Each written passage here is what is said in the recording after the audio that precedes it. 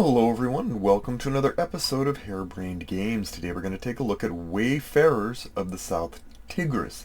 This is a game by Shem Phillips and S.J. McDonald. It is the first in the series of South Tigris related games. They have Blankety Blanks of the North, they have Blankety Blanks of the West, and now we're going to head southward and see if we can find some penguins and some fun gameplay. So let's take a look at what's in the box. Okay, let's see what comes inside Wayfarers of the South Tigris. You get a nice insert, which is great for people who like inserts. More importantly, you got this long map. This is sort of the journaling map. It's a 3 pieces of cardboard put together to form this panorama where you're journaling. These are pieces of paper. These are ink spots. Why does that matter? Because this is also sort of your timing track and your race track, so to speak, where you're going to take your personal tokens and try and move them around as you go, meeting criteria to get to the next place, getting a bonus once you get there, etc. Then you have these guilds. These guilds you'll have influence in. They will give you special bonuses during your turn. You also have 5 banks of cards. You've got your land cards, your sea cards, your these are called, are they special purpose card? Inspiration cards. And then you get your solar cards, or your space cards, or yeah, space cards is what they are. And then you get your townsfolk, and all of these are going to work together during play. There's provisions and there's coinage. Every player is going to get their own personal starting tableau spot here. This is a caravan. These are pre-existing cards, basically packed right in there for you to start with. So everyone's going to start with at least somewhat of a baseline to build their city, because that is the point. Finally, for solo play, there are 5 cards that, or a set of cards that you use for solo play, and on the backs of each of these is an AI bot kind of system. So that's it. Let's get into an example of play. Okay, let's go over an example of play. Now, there's a lot going on here. A lot. One of the things about this game is that it's iconographically relatively meaty and filled with muchness. The object of the game is to win. To win, you accrue victory points. Victory points come from a variety of sources. They could come from cards. They can come from whoever's got the most influence in the guilds. They could come most space cards and resolution. There's a whole matrix of ways that you can score your points, and it gives you kind of a nice breakdown of all the stuff from your land and water and tags. Think of if you played Terraforming Mars, you'll understand kind of the idea of tags. Every one of the cards has some tags, which can be used for dependencies or be used for score accumulation. For example, this is your vistas. Vistas are generally they're land cards that give you a bonus whenever an action happens. So if you have this lightning bolt, it means anytime you grab one of these suckers, you get whatever the lightning bolt tells you, whatever's above it. And then during the course of play, whenever you say, for example, buy or obtain a card that's a land card, that's a city card, then you're going to get an extra coin. Now, right now, they're all vistas. Let me kind of show you a couple more. You've got land cards, city cards. Now, city cards are different. They actually help you with your die. When you first begin the game, you're going to roll your die, and you're going to place them it helps to place them kind of on this caravan. Dice are really the main function. There are other augmented, I rolled that one already. There are augmented function for these dice that we're going to see shortly, but dice are going to go in dice slots. Any dice that go in dice slots, you have to meet whatever the prerequisites are on that particular dice. So in other words, you'd have to have a birdie, a pigeon, somehow available to you, some tag with the birdie in order to be able to place a die here. You also have to have a telescope here if you're going to use this. These, if they're blank, you can use your dice, any dice you want on them. Here, for example, you have to find a way to get a sailboat, and then you're going to be able to spend 2 provisions and get a water card. So it all flows together, but the first few times that you see this going on, it's going to be kind of a lot, particularly for brand new people in teaching and whatever. There's a lot going on. The best thing to do is just focus sort of on maybe your start actions here and then branch out, because what you really are doing is you're building a nice vista. Notice how these kind of go together.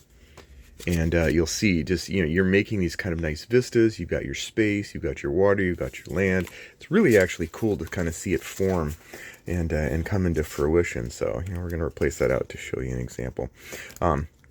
So there you go. Now, on your turn, there are no rounds per se, so you can't sing round to round. You can only sing round. You're going to just start taking a turn. Other people take a turn. You take a turn. They take a turn. It's, it's as the world turns. And then on your turn, there's one of three things you can do. You can take an action with your dice. You can take an action with your worker. Or you can rest. And these are three things that are going to go on. Resting is what you do infrequently, but possibly.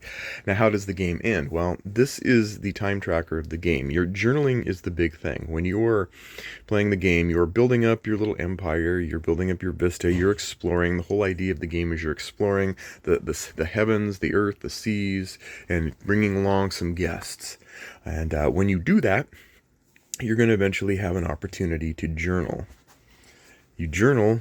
Journaling is very simply being able to go, do I meet a prerequisite to go over here? Okay, cool. Okay, do I have a card that's got this icon? Oh, okay, I can go here. Or if I have two, I can go here. And then you can decide to kind of go up and around the track until you get to the end. The first person to get to here is going to trigger the end game. Everyone gets one more turn, and then we're done. Journaling is the big thing. That's going to give you opportunities, for example, to get additional dice. You're going to get an opportunity to grab tiles because, again, there's a lot going on. You got your cards, you've got tiles, you also have placement. Your workers being placed here are going to be able to give you special abilities here, and then that kind of, workers are going to travel around. You could have 3, 2, 1, 0 to workers. Your opponent could have 4 or 5. It all depends on how you go about when you're grabbing cards. If there's workers on them, you get them. If there aren't, you don't. And then there's influence. Influence is how you be able to use special abilities from the guild that might augment or help you. Now, it's nice to have them accrued here because whoever has the most at the end of the game is going to get 3 victory points, but they're also valuable. If you need, for example, a ship, you want to place a dice on a ship, well, you need that icon. Well, you can spend one of your influence here to basically manufacture for this purpose a ship, which allows you to place the dice and then do the action. So let's just get rolling. So what are we going to do first? Well, I want to buy land. I'm going to use one of my dice, and the caravan is the key here. Anything below the caravan that exists is going to give you that bonus if you use that die. The numbers are far less relevant than you think. It's not like you have to look for, a slot that has a 4 or whatever. You're just looking for to use a dice that might have some benefit or ability beneath it. These are all one-time goodies. As you cover them up, you're going to get those goodies, but these are the things that matter. For example, on a 1, I have a free camel. I could use this dice and activate this camel to place it here and do a camel action. Camelot. It's only a model. Or I could use here, but there's nothing. The only thing I could do here is use blank dice. Now, beginning off, you have opportunities to get, land tiles. Green is land. Land cards. You can journal. You can do a little extra journaling. Or you can grab a space card. But you can't grab the space card yet because there aren't enough icons manufactured. And there are, beyond cards and beyond tokens, there are ways. These are the ways that you be able to have those icons available for you. So let's just do it now. I'm going to use this, and I'm going to travel. I'm going to spend 2 of my provisions, and that's going to let me draw a yellow card, and I don't have to pay for that. And the cost is included in the action. That's one thing that's different. Different of the card banks have different ways that you pay for them. So let's go with that. So first off, we have grab a card. I'm going to grab this card here, and yeah, that should have been. Let's just pretend that doesn't exist. That card here, and it's going to go here. And what does it let me do? Well, if I choose to use a camel action, once I can get another camel, which I can't now, I can get a green card. Now, what's a green card? A green card is a tradesman. Tradesmen are interesting because if you meet the criteria, and they have icons that they have to meet, you have to match up card for card, you can place them underneath in brown to brown, and then you're going to get special abilities. When you activate this, you also activate that. So you kind of compounding, building up your cards here. And so we grab that. There's no instant action. Oh wait, yeah, when I place that, I do get an instant action. This tells me I can put influence on a face-up card, which I'm going to put influence on this card. Why would I do that? Because if anybody else, if my opponent is going to mess with that card at all, they have to give me either a coin or a provision. So it's a way to kind of like eke and squeak stuff out of your opponents just slightly and politely. And then we go, then we're done. Draw that, and that's it. That's the end of our turn. We've really done it. It's very fast. Now, what is we going to do here? Well, we've got, we'd really like to grab a tile. We can use any of that, so we're going to use that, and it's going to let us either buy a green tile, or it's going to let us get 2 coins. So let's look at the green tiles. Notice that we have provisions here. Like, I really want that boat. Now it's going to cost me 2, so I give up 2. And I'm going to take that boat. And I'm going to place that boat. Where do I want? I'm going to place it right here. Yes, I'm going to do that. And that is going to give me a coin. I get a coin back. I reckon that's pretty cool. Now that means that whenever I roll a 3, I can use that dice wherever I would need a ship. So that's, I'm connecting the dots here. You're going to see that working. All right, so we did that, connect that. All right, and then we go back here and start again. What are we going to do here? Well, we only have these actions, so we can either grab 2 provisions or we can grab 2 coins. Let us just grab 2 coins, because I might need to buy, because that might be helpful for buying stuff later. And there we go. And then we're back here. And same thing. It's like, oh, it's a 2. It doesn't let me do much. But I got this. And I can spend my 2 provisions. And I can get my own yellow card here. I'm going to get a Vista. And that's going to go here. And look, that gives me 2 coins. So I get 2 coins back. Isn't that cool? Look at how much coinage I'm getting. And you can see these sort of little revolving doors of interesting things going on. Now, whenever I buy a space card that has one of these icons, I'm going to get to grab a worker. And that's pretty cool. Yeah, I'm going to get to retrieve any worker from a face-up card. Now, workers, they're yellow and blue. They don't have any allegiance. They're not loyal to you, per se. You're just going to go, hey, like, I want to use one. So, now we're back here. And so, we've done dice. We're not quite ready to call it good. So, we're going to do this. Now, what does this mean? Well, yellow workers, you can see a yellow or green or wild cards. You can always do wild carding. And yellow or green means I can go anywhere here. No. I place it on the card, but I do the action above. And this, you know what? I'm going to do this. I'm going to place this here, this worker here, to do this action here. A yellow or green. I can have up to 1 yellow and 1 green on this card. And I'm going to get to take one of these tokens and use them. And that is pretty cool. I'm going to take the birdie. Yeah. All right, and then I can place it anywhere I want. I'm going to place it here, which means I get to place an influence. Whatever's underneath it, I get. So I'm going to put my influence here. Sneaky. And now, when I roll a 2, I'm going to be able to use anything that requires a bird action. And this is interesting because if I have a 3, I can use this to go to a 4. So I got a little more flexibility now, where a 3 can become a 4, which is nice. And there you go. Now what happens when I'm sort of exhausted? And you can use all these workers, use whatever that you want. But what happens when you're exhausted? Well, if you have 0 or 1 left, then you can rest, and you will be able to do any rest action available. If you have too much, it's kind of a way to say you don't just sit there and rest your whole time and try to just accrue static bonuses. You have to do some things too. So let's say we rest, and that means we take all of our dice back and re-roll them. There we go. Now look. Now we've got a 4 and a 5 and a 5. Not entirely helpful, but we also get to do this bonus, which means we get yet another coin. So look at that. We're just kind of making our way. We're doing fun little frolicky things, and we get to journal. Now, for journal, we look at purple and we say, is there a prerequisite? No. Well, then I can jump right over here. Not only am I the first person here, which means I get a green worker, which is universal. You can use your green worker on any of the spaces. Or, that's what you do. And then I get to place 2 influence. on yellow. Now, yellow would have been advantageous in certain ways. You can always use once a turn, you can use these. And what do they do? Well, again, like I can use an influence here if I needed a blue icon to do an action.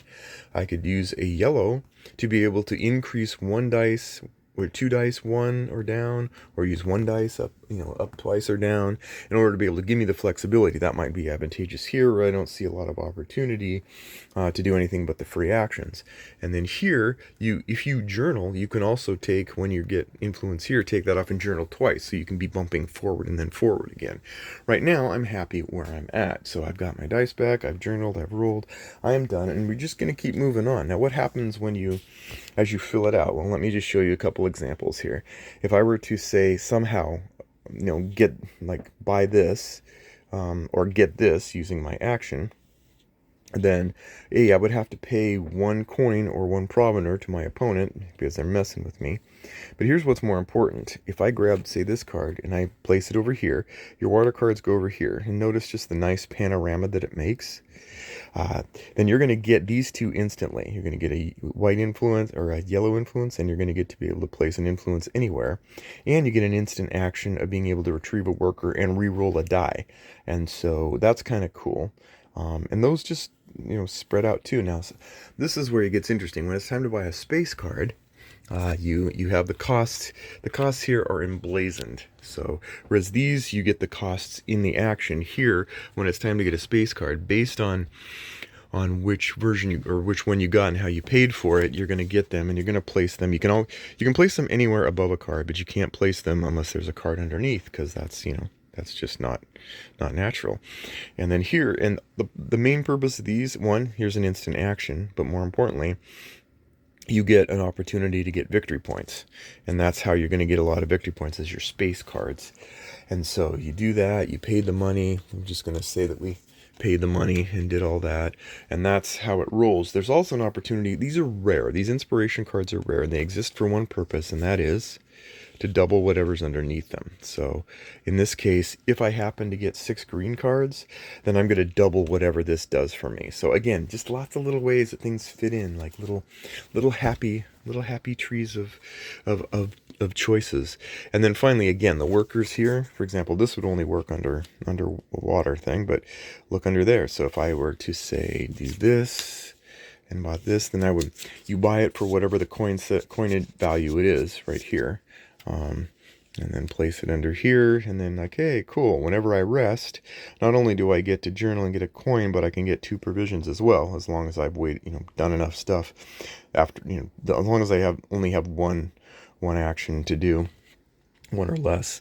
And that's how that goes. And these are going to just grow. I mean, that's really all it. You're grabbing tiles, you're grabbing cards, you're doing everything you can to move along this board, which gives its own. So there's thousands and thousands of fun little bonuses that you could get, all of which should try to advance your civilization forward for the purpose of being able to finish and have the most glory for all of your scientific and trading and land adventures. So that's an overview of the game. There's a lot of stuff going on here. I'm not going to go through it.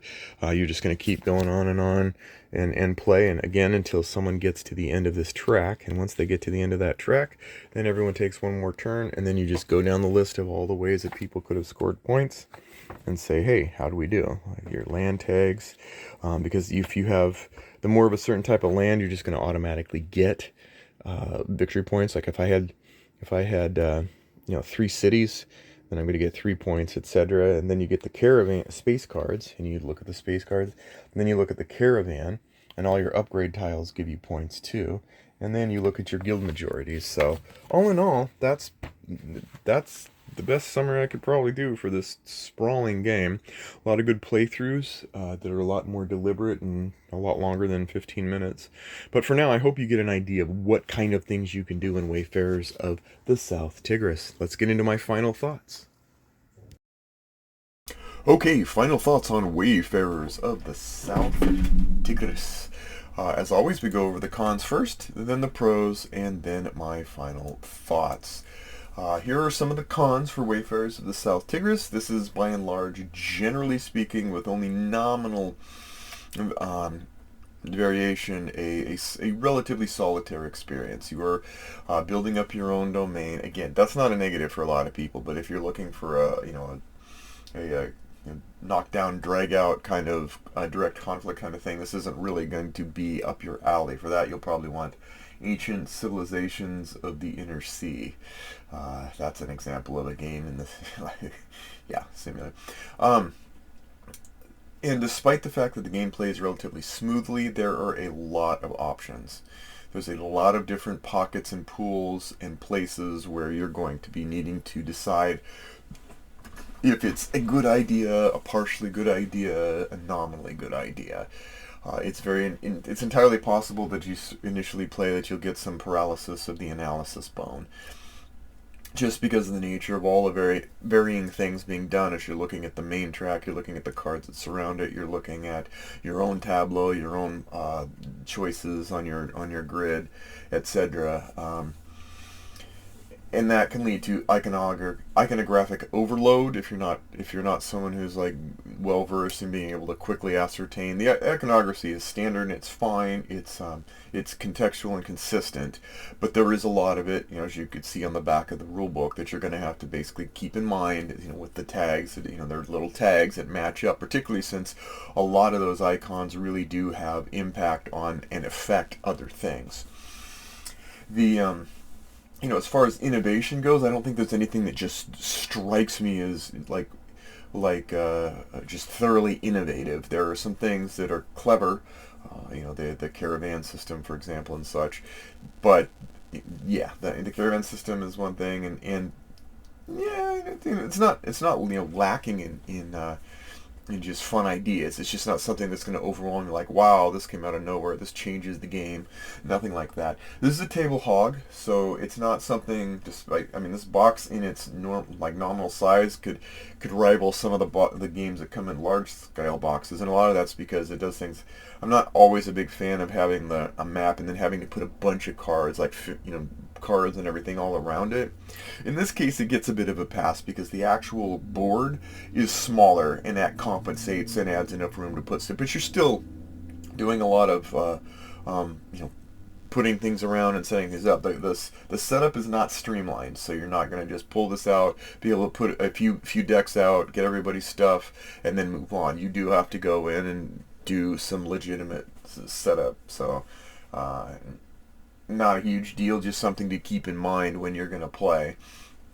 And I also think that, and this is kind of true of a lot of stuff, but I think it's exacerbated a slight bit here in that it's easy to make pessimal choices early on, especially when you're doing learning, that will inhibit the blossoming of your tableau later. Again, that's a general truism of anything, like if you don't know what you're doing and you make choices. But here, because there's a lot of different choices to make, you may find yourself really seeing early on stuff that might have been done differently.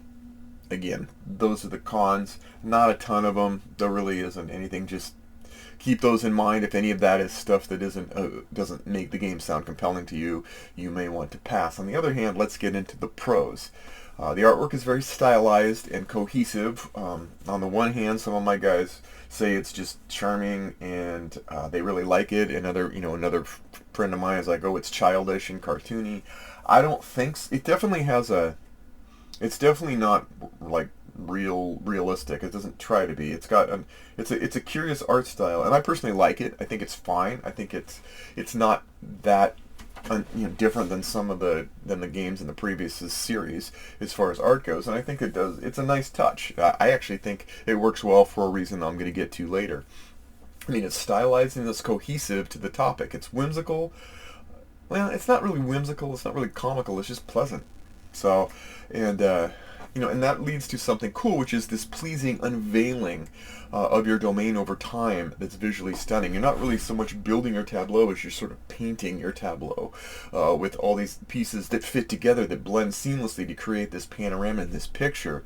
It's all aesthetics. It's not like, there's the functionality of the card, but still the idea that you can build out this sort of nice little panorama view of the horizon of this beautiful landscape is really cool. You would think it's a little gimmicky, but honestly, I really like it. At the end of playing a match, I like looking and surveying how I've built, Earth, the heavens and the earth and the sky. So points for that. And it scales well from solo to four. I think solo is pretty competitive. It's nothing revolutionary, but it does the job and it does it well.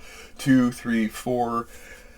Probably 3 is my sweet spot, but still, it works well in a lot of ways. And then, the one big thing in its favor is that, on the one hand, there's a lot of stuff going on and a lot of you could be overwhelmed at first glance. On the other hand, all of that is pretty smoothly interconnects, and makes for these interesting decisions and these trees of interwoven connections of paths that feed each other in this swirly twirly maze. That once you figure out, you're like, oh, I can build this stuff. You can set that up. There's the tag combos, and we've seen these before in other games. Like Terraforming Mars and was one example. And it gives you this cool building and massaging of card play to maximize the most of your tags.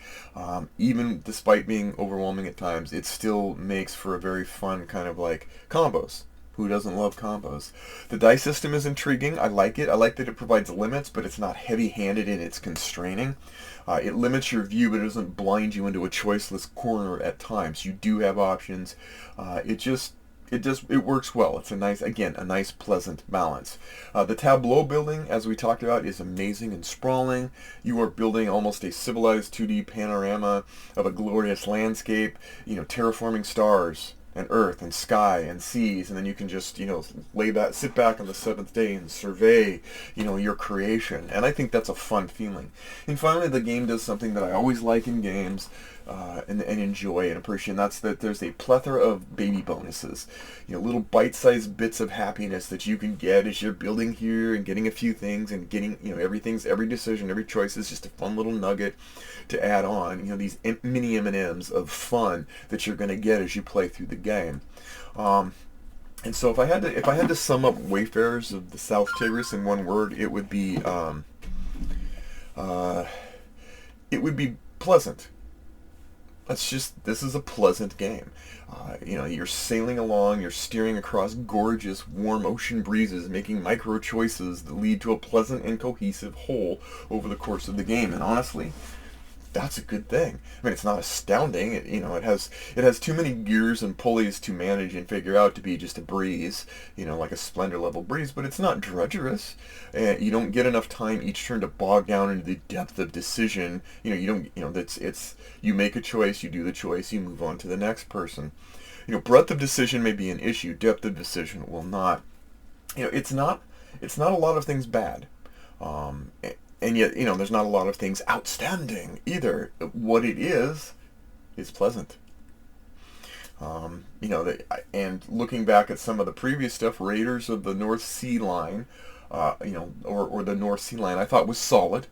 Didn't blow me away, but I can see this being fun. Facets, and then there's the Facets of the West Kingdom, all those games, and that was decent, but not necessarily like just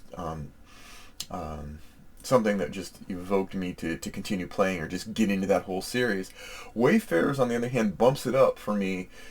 It bumps itself up the victory point track to being pleasant enough to stand out, even among its own peers and predecessors. And so, the picture it paints, quite literally over time, is one of pleasant delights of choices and bonuses. And that's frankly a nice niche in the arsenal of games I own. There's no bad thing to have a board game that's pleasant. So, thanks again, and we'll see you next time on Harebrained Games.